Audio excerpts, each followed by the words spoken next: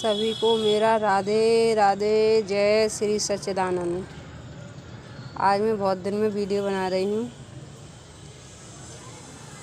मेरे मन में एक बात याद आई जिसको मैं आपके साथ शेयर करना चाहती हूँ।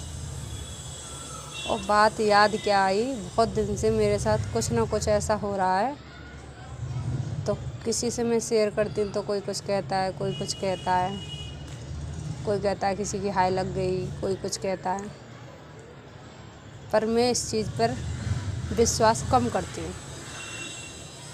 इसीलिए मैं एक बात कहूँगी आपसे कि एक औरत अपने गुरु का रात दिन भजन करती, खाना बनाती, उस टाइम भी जो उस गुरु ने गुरु मंत्र दिया था वो रात दिन उसका स्मरण करती रहती।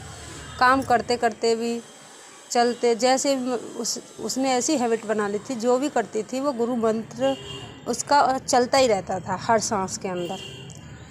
तो एक बार क्या हुआ, उसके परिवार के घर के लोग कहीं गए हुए थे और वह अकेली रसोई में काम कर रही और छत पर उसका 7 वर्ष का बच्चा खेल रहा था। अचानक क्या होता है कि उसे बहुत तेज़ आवाज़ आती है। जब वो भाग के जाती है तो देखती है कि नीचे उसका बच्चा खून से लथपथ पड़ा है। वो जाकर गोद में भरती है और भागी भागी डॉक्टर के पास जाती है और समय से डॉक्टर के पास पहुंचने के कारण उसका इलाज होता है और वो बच्चा ठीक हो जाता है। कुछ दिन पहले उसका अपेंडिक्स का ऑपरेशन भी हुआ होता है।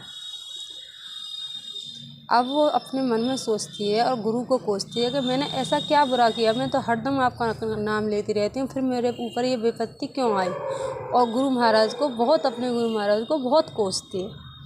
जब उसका बच्चा बिल्कुल ठीक हो जाता है और वो जब घर लेकर आती है और जब शांति से बैठती है तो वो अपने सोचती है कि जहाँ मेरा बच्चा गिरा वहाँ पर एक दिन पहले खूंटा गड़ा हुआ था और पता नहीं क्यों उस खूंटे को उसने उखड़वा दिया था सुबह ही।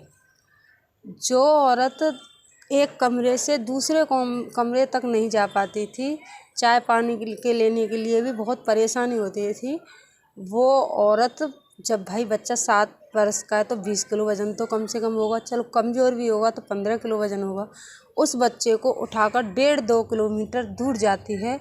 और जो डॉक्टर 1:30 बजे अपनी दुकान बंद करके चला जाता था दोपहर के टाइम आराम करने के लिए, वो 3:30 बजे तक बैठाएगा और समय पर डॉक्टर मिलने के कारण उसका बच्चा ठीक हो जाता है। जब वो अपने मन में सोचती है तो उसके ध्यान में आता है कि गुरु महाराज कहते थे कि आप मेरा नाम का सुमिरन करोगे तो मैं भाई आपकी जो कर्म की होनी है उसे टाल तो नहीं सकता, लेकिन हल्का ज़रूर कर सकता हूँ। जैसे खूंटा उखड़वा देना, डॉक्टर को किसी कारणवश दुकान पर रोक लेना और इतनी ताकत आ जाना माँ के अंदर, अपेंडिक्स का ऑपरेशन होने के बाद भी बच्चे को गोद में उठाकर डॉक्टर की दुकान तक ले जाना और कोई दिक्कत ना आना। ये सब किस कारण हुआ? उस मंत्र के कारण। उसके अंदर इतनी शक्ति पैदा हो गई कि उस मंत्र के कारण कि वो वहाँ गई। अब ये हमारा सोचने का विचार है। जब उसके अंदर वो कष्ट में थी तो उसके दिमाग में आया, जब उसने ये सारी बातें रिहर्सल की कि डॉक्टर 1:30 बजे चला जाता है, 3:30 बजे तक रहा, मैंने खूंटा उखड़वा दिया, मैं जो वज़न नहीं उठा पाती थी वहाँ तक वज़न उठाकर बच्चे को लेकर मैं वहाँ दौड़ ली और मेरा बच्चा ठीक हो गया।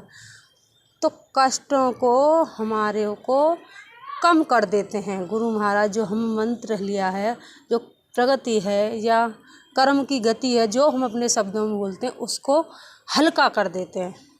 भाई उसे मिटा तो नहीं सकते, भाई प्रगति को बदल तो नहीं सकते, लेकिन उसको हल्का कर देते हैं। जब वो नीचे उझक कर देखती है जहाँ से गिरा था बच्चा उसका, तो वहाँ उसके गुरु महाराज की छवि बड़ी मंद मंद मुस्कुरा रही है। तो उसे बड़ा कष्ट होता है कि मैंने तो गुरु महाराज को इतना उल्टा सीधा बोल दिया था।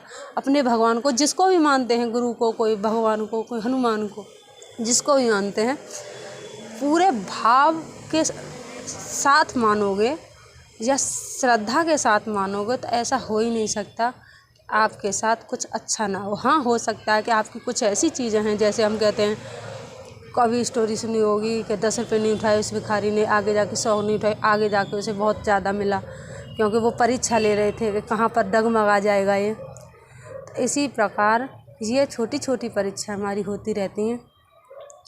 परमात्मा ना करे किसी पर इतनी बड़ी मुसीबत आए, लेकिन फिर भी इस चीज़ को सोच लो कि पता नहीं क्या होने वाला था और छोटी सी स्थिति में हमारी ये चीज़ निवृत्त हो गई, या गुरु महाराज की कृपा से हम ठीक हो गए।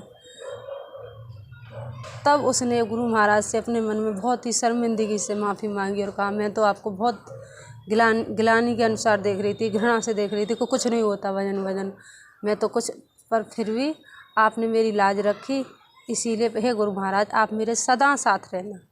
इस भावना के साथ रहो और कभी संदेह मत कीजिए अपने आराध्यों पर कि वो हमारे साथ कुछ गलत करेंगे। वहाँ बस नहीं चलता, वहाँ जाकर वो भी कुछ नहीं कर सकते, क्योंकि हमारे कर्म ही वो हैं। हल्का कर सकते हैं लेकिन उनका बस नहीं चलता। जैसे माँ बाप का कोई बच्चा गलत कार्य करे आता है और छोटी सी बात कोई पुलिस पकड़ के ले जाती है, लेकिन माँ बाप तो नहीं चाहते ना कि हम उस बच्चे को पुलिस पकड़ के ले जाए, फिर पूरी उसको छुड़ाने की गतिविधि करते हैं, उसे छुड़ा कर लाते हैं, लेकिन उनके हाथ में नहीं होता ना। दिल से तो वो भी नहीं चाहते ना कि मेरे बच्चे को कष्ट मिले, लेकिन फिर भी होता है। इसी प्रकार हम भी परमात्मा की औलाद है और हमने ऐसा कुछ कर दिया है कि वहाँ पर भगवान का भी बस नहीं चल रहा है।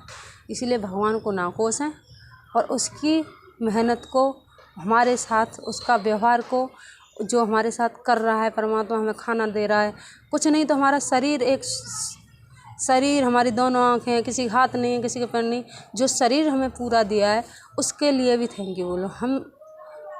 हमको बहुत ही ज़्यादा इस चीज़ पर विचार करना चाहिए। इसी के साथ मैं अपने विचारों को विराम दूंगी, क्योंकि विचार तो जितना रखे जाओ उतने ही बड़े होते चले जाते हैं। सभी को मेरा राधे राधे और जय श्री सच्चिदानंद।